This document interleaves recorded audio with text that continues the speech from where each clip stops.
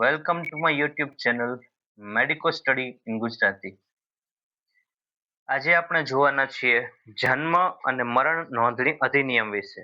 હવે હમણાં જ ટૂંક સમયમાં છે એ એમપીએસડબલ્યુ અને એફએસડબલ્યુ ની પરીક્ષા આવવાની છે. એમપીએસડબલ્યુ ની જે 700 જગ્યા માટે એટલે કે 420 પ્લસ 254 જગ્યા માટે પરીક્ષા આવવાની છે અને એફએસડબલ્યુ માટે ફિમેલ હેલ્થ વર્કર માટે જે 1920 જગ્યા માટે પરીક્ષા આવવાની છે. તો એમાં તમે જો સિલેબસ જોયો હશે, સિલેબસ વાઇઝ તૈયારી કરતા હશો તો તમને ખબર હશે કે એમાં જન્મ અને મરણ નોંધણી અધિનિયમ છે એ ટોપિક છે એમાંથી પ્રશ્ન પૂછાવાના છે. તમને આપી દીધું છે કે જન્મ અને મરણ નોંધણી અધિનિયમ છે એમાંથી પ્રશ્ન પૂછાશે.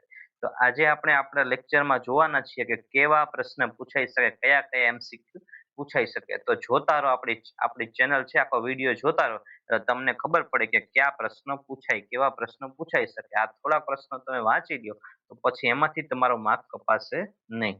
તો ચાલો શરૂ કરીએ. પહેલો પ્રશ્ન છે, જન્મ અને મરણ નોંધણી અધિનિયમ કયા વર્ષે પસાર થયો? હવે જન્મ અને મરણ નોંધણી અધિનિયમ છે એ કયા વર્ષે પસાર થયો? Option A 1964, option B 1969, option C 1972, option D 1981. કે ભાઈ જન્મની અને મરણની નોંધણી કરાવવી ફરજિયાત છે એવું ક્યારથી અમલમાં આવ્યું, ક્યારથી આવું છે એ ફરજિયાત થયું? તો એવું ફરજિયાત ક્યારથી થયું? તો કે 1969 થી. એટલે જોજો, ઘણા તમારા મમ્મી પપ્પા હોય ને એમને તમને છે ને એને જન્મના દાખલા તમને છે ને જડશે નહીં. શું કામ? કારણ કે એ વખતે છે એ કઈ એવી જાગૃતિ હતી ને એટલે લોકો કઈ એવા દાખલા બાખલા કઈ કઢાવતા નહીં. એટલે તમારા પપ્પા એમની પાસે જેમની ઉંમર વધુ હોય છે 60 વર્ષથી ઉપરની, તો એમની પાસે તમે જોશો કે એમની પાસે ક્યાંય જન્મનો દાખલો હશે નહીં. એટલે જન્મ અને મરણ નોંધણી અધિનિયમ કયા વર્ષે પસાર થયો કે પછીથી બધા પાસે હોવો જ જોઈએ જન્મનો દાખલો અને મરણનો દાખલો? તો એનો સાચો જવાબ છે 1969. નવો પ્રશ્ન, જન્મ અને મરણની નોંધણી માટેનો સામાન્ય સમયગાળો કેટલો છે? તમારે છે એ જન્મ અને મરણની નોંધણી કરાવી હોય તો એનો સામાન્ય સમયગાળો કેટલો છે? 7 દિવસ, 15 દિવસ, 21 દિવસ કે 30 દિવસ? કેટલા દિવસમાં નોંધણી કરાવવાની હોય? તો એનો સાચો જવાબ છે 21 દિવસ. 21 દિવસની અંદર કોઈ પણ વ્યક્તિનો જન્મ થાય અને એના 21 દિવસમાં અથવા તો મૃત્યુ થયાના 21 દિવસમાં જો તમે દાખલો કઢાવવા માટે અરજી આપી દો તો એના માટે કાંઈ ચાર્જ થતો નથી, કાંઈ પૈસા ભરવા પડતા નથી, મફતમાં નીકળી જાય છે. કેટલા દિવસમાં? 21 દિવસમાં. યાદ રાખજો, જન્મ અને મરણની નોંધણી માટેનો સામાન્ય સમયગાળો કેટલો છે? તો કે 21 દિવસ. હવે સમજો કે 21 દિવસ એટલે કે 21 દિવસ સુધી તમારે કોઈ ફી ભરવાની થતી નથી. પણ માની લ્યો કે 21 દિવસમાં નોંધણી કરાવે તો કેટલી ફી લાગે? આ પ્રશ્ન હમણાં આપણે આપ્યો એનો પાછો જવાબ બીજો પ્રશ્ન છે. 21 દિવસમાં નોંધણી કરાવે તો કેટલી ફી લાગે? 5 રૂપિયા, 10, 15, 20 કે કોઈ ફી નહીં? તો એનો સાચો જવાબ છે કોઈ ફી નહીં. જો તમે 21 દિવસની અંદર નોંધણી કરાવી લ્યો તો તમારી પાસે કોઈ જાતની ફી લેવામાં આવતી નથી, કાંઈ પણ રૂપિયા લેવામાં આવતા નથી. પણ હવે માની લ્યો કે જન્મ અને મરણની માહિતી 21 દિવસ પછી, તમે 21 દિવસ સુધી કાંઈ અરજી કરતા નથી જન્મ અને મરણ નોંધણી માટે. ધારો કે તમારા બાપા ગુજરી ગયા છે અને તમે કોઈ વ્યક્તિ છે ને બાપા ગુજરી ગયા છે અને 21 દિવસની અંદર છે મરણના દાખલા કઢાવવાની કઈ પ્રક્રિયા કરતા નથી, પણ 21 થી 30 દિવસની અંદર કરે છે તો શું થાય? ઓપ્શન એ નોંધણી ન થાય, ઓપ્શન બી કે ભાઈ ના પાડી દે કે હું નોંધણી નહીં થાય, 21 દીમાં આવી જવું પડે, હવે કાંઈ થાય નહીં ભાઈ તમારું. ઓપ્શન બી મેજિસ્ટ્રેટની પરવાનગી જોઈએ. મેજિસ્ટ્રેટ એટલે તો કે કલેક્ટર, જિલ્લા કલેક્ટરની પરવાનગી જોઈએ. ઓપ્શન સી મોડી ફી ભરીને રજિસ્ટ્રાર નોંધણી કરે. ઓપ્શન ડી માત્ર એફિડેવિટ જોઈએ. હવે 21 દિવસ સુધી જન્મ અને મરણની નોંધણી ફીમાં થાય. મતલબ કે કોઈનો આજે જન્મ થયો તો 21 દિવસની અંદર ગમે ત્યારે તમે અરજી કરો જન્મના દાખલા માટે તો એ મફતમાં થાય. પણ માની લ્યો કે જન્મના 21 દિવસ થઈ ગયા ને પછી તમે જાઓ છો 25મા દિવસે, તો શું થશે? તો તમારે છે એ મોડી ફી ભરીને જે અહીંયા રજિસ્ટ્રાર હોય, રજિસ્ટ્રાર નોંધણી કરી દે તમારી, પણ તમારે થોડીક જે મોડી ફી ભરવાની આવતી હોય, લેટ ફી, એ ભરવી પડે. આમાં દરેક રાજ્યમાં અલગ અલગ હોય. સાંભળજો, રાજ્યમાં અલગ અલગ હોય. એટલે એમ માનો કે 20 રૂપિયાથી લઈને 200 રૂપિયા જેટલી છે એ મોડી ફી ભરવાની હોય. 20 રૂપિયાથી 50 રૂપિયા જેટલી મોડી ફી તમારે છે એ ભરવાની હોય.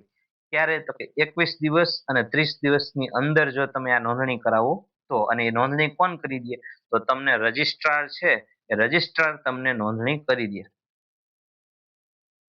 નવો પ્રશ્ન. હજુ આ જ પ્રશ્ન ચાલુ છે, તમે સમજતા રહેજો. કે 30 દિવસ પછી, તમે મહિના પછી જાઓ છો નોંધણી માટે, પણ 1 વર્ષની અંદર નોંધણી માટે કોની પરવાનગી જોઈએ? તમે 30 દિવસ પછી જાઓ છો, પણ 1 વર્ષની અંદર તમે નોંધણી કરાવો છો, તો તમારે કોની પરવાનગી જોઈએ? સરપંચની, તાલુકા વિકાસ અધિકારીની, જિલ્લા રજિસ્ટ્રારની, અથવા તો નિયુક્ત અધિકારીની, અથવા તો MPHની. તમારે છે 30 દિવસ પછી પણ 1 વર્ષની અંદર નોંધણી કરાવવા માટે કોની પરવાનગી જોઈએ? તો એનો સાચો જવાબ છે જિલ્લા રજિસ્ટ્રાર અથવા તો નિયુક્ત અધિકારીની. તમારે જો તમે ધારો કે 1 મહિનાની અંદર પછી નોંધણી કરાવતા નથી, તો પછી ધક્કા તમારે વધી જશે અને ખર્ચો પણ વધી જશે. જો તમે 1 મહિનાથી 1 વર્ષની અંદર તમે નોંધણી કરાવો છો, તો તમારે છે એ જિલ્લા રજિસ્ટ્રાર છે, જિલ્લા રજિસ્ટ્રાર પાસે પરવાનગી લેવાની રહેશે. હવે ત્યાં પછી થોડીક ફી પણ વધી જશે. તમે જે 20 થી 50 રૂપિયા લેટ ફીમાં ભરતા, જિલ્લા રજિસ્ટ્રાર પાસે જાશો એટલે તમારી ફી છે 50 થી 200 રૂપિયા જેવો ખર્ચો થશે. પણ હા, તમારું કામ તો થઈ જ જશે. એક વાત સમજજો કે સરકારી કામ હોય ને, કોઈ પણ કામ, એ લગભગ કામ છે ને તમારા થાય જ. તમે ગમે એટલા વર્ષ પછી કરો ને તો થતા જ હોય, પણ એમાં ધક્કા વધી જતા. એવું નહીં કામ થતું બંધ થઈ જાય. ધારો કે આધાર કાર્ડ જો અત્યારે નીકળતા જ હોય, કારણ કે શું નવા છોકરા જન્મે તો શું ન થાય? કોઈના આધાર કાર્ડ નીકળ્યા હોય, ન નીકળ્યા હોય, તો શું એ બંધ કરી દે કે ના હવે ભાઈ તમારું આધાર કાર્ડ નહીં નીકળે? ના. તમારે આધાર કાર્ડ તમે કઢાયું ન હોય તો તમારી સરકાર કાંઈક ને કાંઈક છે એના એવા નિયમ કાઢતી જાય કે આટલા નિયમ ફોલો કરશો એટલે તમારું કામ થઈ જશે. એવું ન હોય કે ન થાય, કોઈ દી કામ જ ન થાય. હા, પણ તમારા ધક્કા વધી જાય. જેમ કે તમને પછી શું કે ભાઈ તમારે કલેક્ટરની ઓફિસે જવું પડશે. ઓલું પહેલા તમારે ગામમાં ને ગામમાં ફોર્મ ભરી દે એટલે આધાર કાર્ડ આવી જતું. ઓલું પછી તમારે તાલુકામાં જવું પડે, ત્યાં ન થાય જિલ્લામાં જવું પડે. એટલે એવી રીતે તમારે ધક્કા વધી જાય. બાકી થાય તો ખરું જ. કોઈ પણ સરકારી કામ હોય ને થાય તો ખરું જ. યાદ રાખજો, થાય તો ખરું પણ ધક્કા વધી જાય.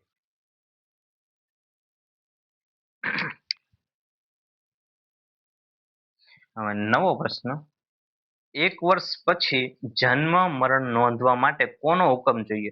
હવે માની લ્યો કે 1 વર્ષ સુધી તમારા બાપા ગુજરી ગયા, કોઈના બાપા, ધારો કે કોઈ વ્યક્તિ છે ને બાપા ગુજરી જાય છે, અને 1 વર્ષ સુધી ઈ કાંઈ દાખલા બાખલા કઢાવતા નથી. કેમ કે એને ક્યાંય જરૂર પડતી નથી. એટલે એમ થાય કે આવું બધું હું કઢાવું, સરકાર તો રોજ નહીં નવા નિયમ કાઢે, આપણે શું બધું કાઢ કાઢ જ કરવાનું, બધું કરી કરી જ કરવાનું. પણ પછી એમને છે એ બાપાની જમીનના ભાગ પાડવા હોય, બે ભાઈઓ હોય અને પછી જમીનના ભાગ પાડવા હોય, ત્યારે પછી તમારે માગે કે લાવો મરણનો દાખલો, તમારા બાપા ગુજરી ગયા છે એની ખાતરી શું? તમે તમારા બાપાને ખબર નથી, છાના માના જમીન નથી વેચી દેતા ને? તો કે ના ના, એવું થોડું હોય, અમારા બાપા ગુજરી ગયા છે એટલે અમે ભયું ભાગ પાડીએ છીએ. તો તમને શું કે લાવો તો મરણનો દાખલો ક્યાં? એટલે હવે તમારે છે એ બાપા ગુજરી ગયા ને 1 વર્ષ ઉપર થઈ ગયું હોય તો તમારે દાખલો તો જોશે મરણનો. શું કામ? તો કે તમારે જમીનના ભાગ પાડવા છે. તો તમે કોની પાસેથી અમે દાખલો કઢાવવા ક્યાં જશો? તો કે ભાઈ ઓલું તો બધું પતી ગયું, જિલ્લા રજિસ્ટ્રાર અથવા તો રજિસ્ટ્રારની ઓફિસે થઈ જતું હતું, મફતમાં થઈ જતું હતું, જિલ્લા રજિસ્ટ્રારમાં થઈ જતું હતું. એ તો બધું તમે જવા દીધું. 1 વર્ષ સુધી ધ્યાન તો દીધું નહીં. તો હવે 2 વર્ષ થઈ ગયા બાપા ગુજરી ગયા ને, 1.5 વર્ષ થઈ ગયું, તો હવે કોનો હુકમ જોઈશે? કલેક્ટર, જિલ્લા મેજિસ્ટ્રેટ, સબ ડિવિઝનલ મેજિસ્ટ્રેટ અથવા તો એક્ઝિક્યુટિવ મેજિસ્ટ્રેટ, CMHO કે પંચાયત?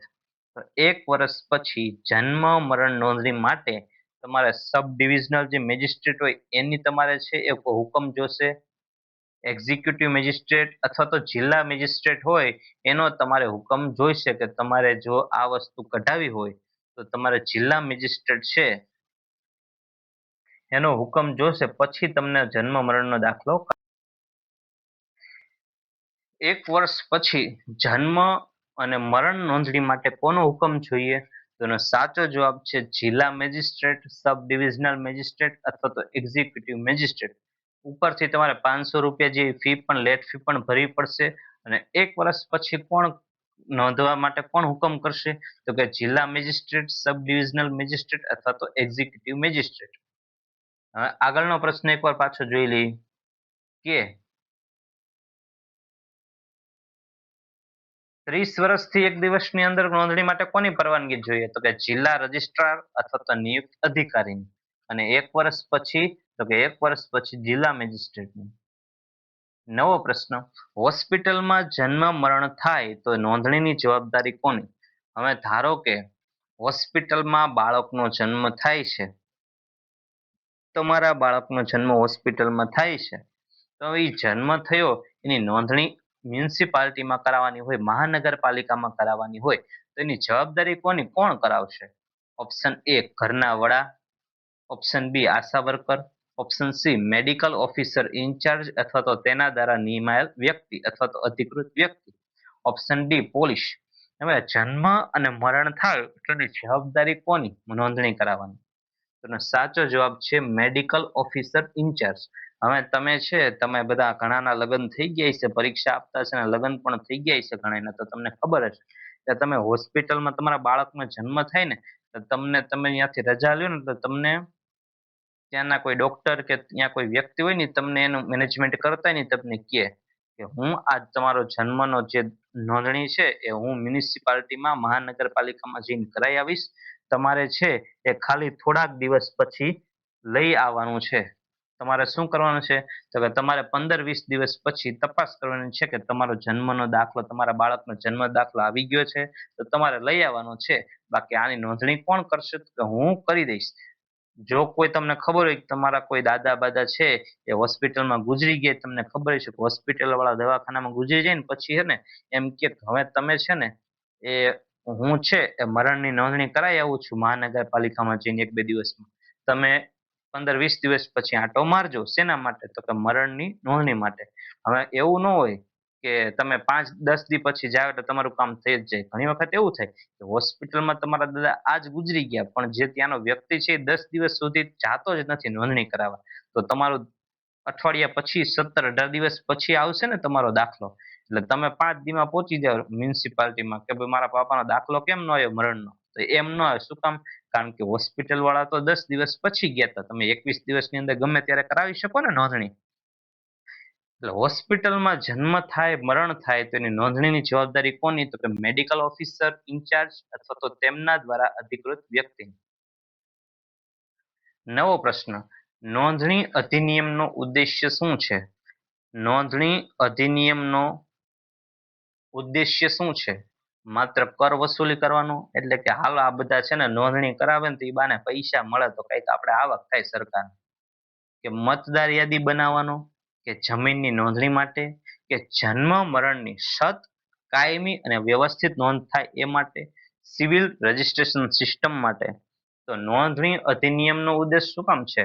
જન્મ અને મરણ છે એ નોંધ કરવી. એવું શું કામ આપણે એવું શું કામ કાઢ્યું કે હાલો જન્મની અને મરણની બેની નોંધ કરીએ એટલે આપણને કંઈક લાભ થાય? શું લાભ થાય? તો કે એક કાયમી રેકોર્ડ રહે. હવે ધારો કે એવું થાય કે તમારા બાપા ગુજરી ગયા છે, તમારા બાપા ગુજરી ગયા છે પણ તમે તમારા બાપાનો મરણનો દાખલો કઢાવ્યો નથી.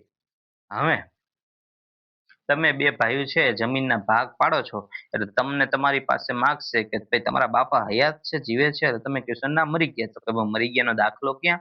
તમે કહેશો દાખલો તો છે જ નહીં. તો તમારે છે જમીનના ભાગ નહીં પડે. કેમ? કે ભાઈ સમજશે કે ભાઈ આમના દાદા, આમના પપ્પા જીવે છે અને આ બારોબાર જમીનનો સોદો નથી કરી નાખતા ને. તો તમારે પ્રૂફ તો આપવું પડશે ને કે ના ના મારા પપ્પા તો ગુજરી ગયા, અમે બે હવે તો બે ભાઈઓ છે રાજી ખુશીથી ભાગ પાડીએ છીએ. તો રાજી ખુશીથી ભાગ પાડો અને બાપા હયાત નથી તો બાપાનો તમારે દાખલો તો દેવો પડશે ને. એટલે ક્યારે તમને દાખલો ક્યાંથી મળશે? તો કે ભાઈ જન્મ મરણની તમે નોંધ કરાવી છે, મરણનો દાખલો તમે કઢાવ્યો છે, નોંધણી કરાવી છે, તો તમારી પાસે દાખલો હશે ને. એટલે એક આખો લો સિસ્ટમ જળવાઈ રહે, એટલે એના માટે. તો જન્મ મરણની સત, કાયમી અને વ્યવસ્થિત નોંધણી કરાવવા માટેનો ઉદ્દેશ્ય છે. કોનો? તો કે નોંધણી અધિનિયમનો ઉદ્દેશ આ જ છે. 1969 માં આવ્યો 1969 આવ્યો જન્મ મરણ નોંધણી અધિનિયમ. તેનો ઉદ્દેશ્ય શું? તો કે આખી છે એ સિસ્ટમ બને અને આપણને આવું કઈ ફ્રોડ થતું હોય તો આપણને ખબર પડે, આવું ફ્રોડ થતું અટકી જાય. નવો પ્રશ્ન, મરણ નોંધતી વખતે કયો દસ્તાવેજ જોઈએ? હવે ધારો કે તમે મહાનગરપાલિકામાં જાઓ છો પણ મરણની નોંધણી છે કરવી હોય તો તમારે કયો દસ્તાવેજ તો જોશે ને. ડાયરેક્ટ ત્યાં જઈ એમ તો નથી કહેતું કે મારા બાપા ગુજરી ગયા અને દાખલો કાઢી દો. તમારા બાપા હયાતી હોય એવું બને કે હયાત છે ને તમે તમારા બાપાનું પેન્શન તમારા નામે કરવા હાટુ એમ કે છો કે મારા બાપા મરી ગયા. હકીકતમાં તમારા બાપા જીવતા હોય અને એ પેન્શન ઈ ભોગવતા હોય. એ બદલે તમને એવો વિચાર આવે કે ભાઈ આ હું MPSW માં લાગ્યો તો શું નહીં, કઈ કમાણી તો થતી સી નહીં, તો પછી લાવો ને બાપાનું પેન્શન આપણે ખાઈ. તો તમે મરણ નોંધણી કરાવવા જાઓ તો કંઈક તો દસ્તાવેજ માગે ને. તો શું માગે? આધાર કાર્ડ, ડોક્ટરનું મૂળ પ્રમાણપત્ર અથવા તો દફન અને અગ્નિ સંસ્કારનો પુરાવો, રેશન કાર્ડ કે કોઈ નહીં? તેનો સાચો જવાબ છે ડોક્ટરનું મૂળ પ્રમાણપત્ર. હવે છે તમે હોસ્પિટલમાં છે એ મરી જાઓ ને, એટલે હોસ્પિટલમાં મરી જાય ને એટલે છે ને ડોક્ટર એક તમને પ્રમાણપત્ર આપે કે ડોક્ટર એક છે એ તમને પ્રમાણપત્ર આપે. હાલો હાલો. એટલે હોસ્પિટલમાં તમે છે કોઈ ગુજરી જાય ને એટલે હોસ્પિટલ વાળા એક પ્રમાણપત્ર આપે કે આ દાદા હોસ્પિટલમાં દાખલ થયા હતા અને એમને એટેક આવ્યો એટલે 2 દિવસમાં ગુજરી ગયા. એટલે ડોક્ટર શું કઈક પ્રમાણપત્ર લખી દે, મરણનું કારણ લખી દે. હવે એ કારણ જે પ્રમાણપત્ર આપ્યું હોય એ પ્રમાણપત્ર છે એ ત્યાંનો વ્યક્તિ મહાનગરપાલિકામાં જમા કરાવશે પછી તમને છે એ મરણનો દાખલો આપશે. હવે અથવા તો અગ્નિ સંસ્કારનો જે પુરાવો હોય એ પણ ચાલશે. હવે તમને ખબર હશે, તમે ક્યારેક ગયા હશો ને તો ખબર હશે કે મહાનગરપાલિકામાં તમે છે એ ગમે તમે છે એ કોઈને બાળવા જાવ ને એટલે બાળવા જશો ને તમને કહેશે કે ડોક્ટરનું પ્રમાણપત્ર ક્યાં, કે આ દાદા છે એ શું કામ મરી ગયા. એટલે તમે પ્રમાણપત્ર બતાવશો તો પ્રમાણપત્ર ક્યારે નીકળશે? તમે હોસ્પિટલમાં ગયા હશો ને દાદા મરી ગયા છે તો જ નીકળશે ને પ્રમાણપત્ર, અને તો જ તમારા અગ્નિ સંસ્કાર કરશે. એટલે એક બે સરખો દાખલો થયો કે અગ્નિ સંસ્કારનો દાખલો તમારી પાસે પુરાવો તો જ હોય કે જ્યારે તમને ડોક્ટરે પ્રમાણપત્ર કાઢી દીધું કે આ બાપા ગુજરી ગયા છે, આ કારણથી ગુજરી ગયા છે. એટલે દફન, અને ઘણીવાર કેવું થાય કે તમે છે કોઈ વ્યક્તિને ધારો કે ઝેર પીવડાવીને મારી નાખો અને પછી ડાયરેક્ટ અગ્નિ સંસ્કાર કરવા લઈ જાઓ તો અગ્નિ સંસ્કાર વાળા તમારા અગ્નિ સંસ્કાર નહીં કરે. શું કામ? કે એને ખબર એવું લાગશે કે આ ભાઈ હકીકતમાં કઈ દવા બવા પીને ગળો ફાંવો ખાઈને આવ્યો હોય ડાયરેક્ટ અહીંયા આવ્યો હોય તો બાળવા માટે, અને તમે મારી નાખ્યો ને પછી તમે લઈ આવ્યો હોય તો એ અગ્નિ સંસ્કાર નહીં કરે, અને નહીં કરે તો તમારે મરણનો દાખલો નહીં નીકળે. એટલે મરણનો દાખલો તો જ નીકળશે જો ડોક્ટરનું પ્રમાણપત્ર હશે, અને ડોક્ટરનું પ્રમાણપત્ર હશે તો જ તમને અગ્નિ સંસ્કાર કરશે. હા, એટલે અગ્નિ સંસ્કાર અથવા તો ડોક્ટરનું પ્રમાણપત્ર બે માંથી કોઈ એક વસ્તુ હશે તો તમારે મરણ નોંધણી કરાવવા જાશો ત્યારે તમને છે એ મરણ નોંધણી પછી તમને દાખલો આપશે, મરણનો દાખલો.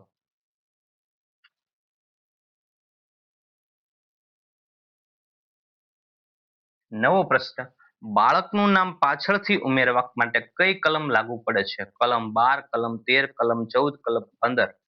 હવે બાળકનું નામ પાછળથી ઉમેરવા મતલબ, હવે એમ સમજો કે આપણે અહીંયા ભારતમાં એવો રિવાજ છે કે આપણે છઠ્ઠી પછી નામ રાખીએ. હવે તો ઘણા 10-10, 15-15 દિવસ પછી નામ રાખે. 15 દિવસ સુધી તો લાલો ને કાનો કહીને જ બોલાવતા હોય, ત્યાં સુધી તો બાળકનું નામ જ કઈ નથી રાખતા, કારણ કે છઠ્ઠીના દિવસે આપણે નામ પાડીએ છીએ.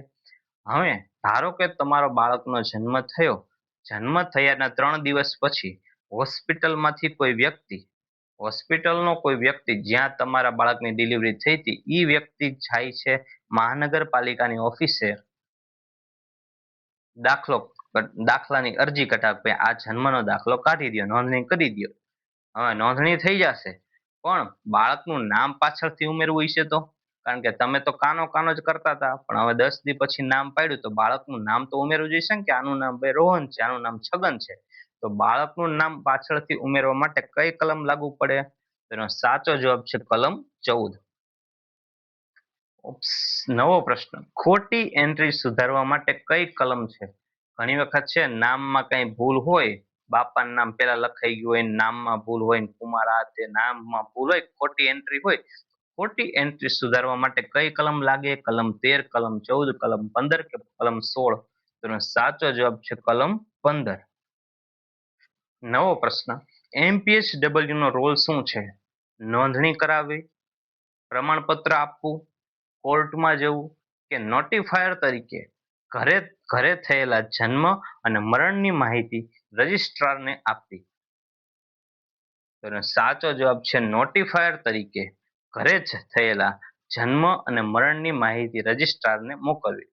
હવે તમને ખબર હશે કે તમે છે એ મોબાઈલમાં જોતા હશો કે મેચ ચાલુ થાય ને તો તમને નોટિફિકેશન આવે, કે નોટિફિકેશન તમારું ધ્યાન દોરે કે જો ભાઈ ભારતની મેચ ચાલુ થઈ ગઈ, કોહલી દાવ લેવા આવ્યો છે, એટલે તમને એવી છે એ નોટિફિકેશન આવે. તો એવી રીતે MPHW નો રોલ શું? તો કે રજિસ્ટ્રારને છે એ માહિતગાર કરવાની, માહિતી આપવાની. શું? તો ઘણી વખત છે ઘરે જન્મ થતો હોય અથવા તો ઘરે કોઈના મૃત્યુ થતા હોય, તેની માહિતી છે એ કોને આપવાની છે? તો કે રજિસ્ટ્રારને માહિતી આપવાની છે. એ રજિસ્ટ્રારને માહિતી કોણ આપશે, એને નોટિફાઈ કોણ કરશે? તો MPHW.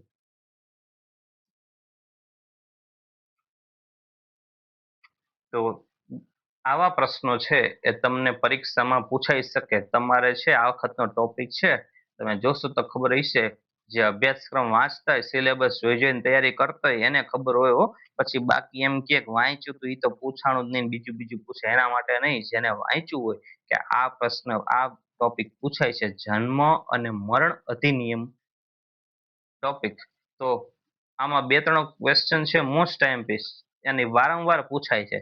જેમ કે કયો પ્રશ્ન એ તમને ખબર છે કે જન્મ અને મરણ નોંધણી કેટલા દિવસમાં કરાવવી જોઈએ? તો કે 21 દિવસની અંદર કરાવવી જોઈએ. નોંધણી તો ગમે ત્યારે થશે, ગમે ત્યારે, 15 વર્ષે, 5 વર્ષે, ગમે ત્યારે થશે, પણ નોંધણી ક્યારે કરાવવી જોઈએ? તો કે 21 દિવસની અંદર. તમારે બીજા કાંઈ ધક્કા થાય નહીં, એક જ ધક્કે તમારું કામ થઈ જાય. પછી બીજો પ્રશ્ન આ વખતે પૂછવાની સંભાવના તમને એમ પૂછે કે જન્મ મરણ નોંધણી અધિનિયમ છે એ કઈ સાલમાં પાસ થયો હતો? તો એ પાસ થયો હતો 1969માં.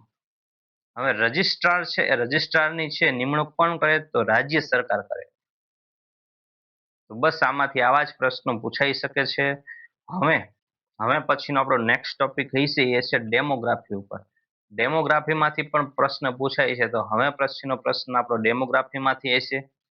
તો આપણા છે આવા જ વિડીયો જોવા માટે લાઈક, શેર અને સબસ્ક્રાઇબ છે ચેનલ કરતા રહેજો. લાઈક જરૂરથી કરજો. અને હા, કોઈને કઈ પ્રશ્ન હોય અથવા તો કોઈને એમ હોય કે આ ટોપિક વિશે વિડીયો બનાવો, તો આપણે કોમેન્ટમાં લખતા રહેજો, એટલે ખબર પડે કે કોને કેવા વિડીયોની જરૂર છે, કેવા વિદ્યાર્થીઓને કયા વિડીયોની જરૂર છે. અને આપણા ચેનલમાં બીજા પણ વિડીયો છે, જૂના પેપર સોલ્યુશન છે. હા, પેપર સોલ્યુશન તો અવશ્ય કરવા, કેમ કે અમુક પ્રશ્ન છે એ વારંવાર રિપીટ થતા હોય છે, એટલે પેપર સોલ્યુશન કરતા રહેજો, જૂના પેપર જોતા રહેજો.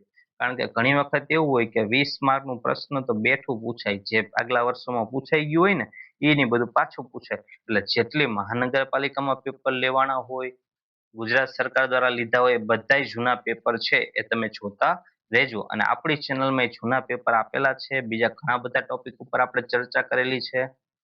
અને હા, આપણી ચેનલમાં છે એક પોસ્ટ, જે કોમ્યુનિટીમાં જે પોસ્ટ આવે એમાં આપણે છે ને MCQ મૂકેલા છે, એટલે એના જવાબ પણ દેતા રહેજો, જેથી કરીને તમને ખબર પડે કે તમને કેટલા પ્રશ્નોના જવાબ સાચા પડે છે, તમને કેટલું આવડે છે. તો આપણી યુટ્યુબ ચેનલમાં છે એમાં પ્રશ્નોના જવાબ તમે દેતા રહેજો. શેમાં? તો કે કોમ્યુનિટી વિભાગમાં. તો થેન્ક યુ સો મચ, બધાનો ખૂબ ખૂબ આભાર. આપણી ચેનલ છે એ જોતા રહેજો, લાઈક, શેર, સબસ્ક્રાઇબ કરતા રહેજો. ચેનલનું નામ છે મેડિકો સ્ટડી ઇન ગુજરાતી.